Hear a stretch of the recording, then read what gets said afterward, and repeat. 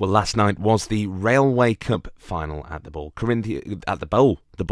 Corinthians took on St George's in the final. It was Tony Mepham was there, our football correspondent. Tony, what was the result? Absolutely fantastic game for Corinthians. Obviously, St George's didn't quite happen for them, but it finished up Corinthians 4, St George's 0. All the goals scored in the first half. Sean Doyle with the first one to lead by example, being the captain.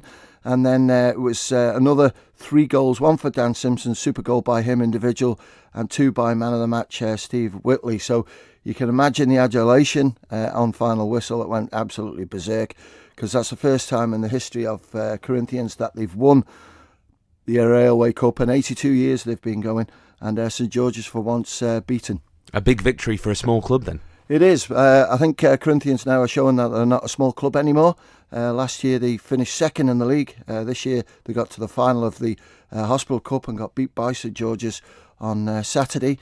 But they've won the FA Cup, and now they've won the Q-Plus Railway Cup, and league still undecided. They've still got one game to play. That'll have to be played after TT now, Alex, because TT week takes over, and that'll be probably played maybe 13th, 14th, something like that. And if Corinthians won, they finished third. If not, they finished fourth. So it's been a good season for them. So into the next season and the next set of leagues with a revised confidence. Yeah, maybe a little bit more confidence. I think they went into the season quite upbeat where they were, with the 1 or 2 players that have signed for them.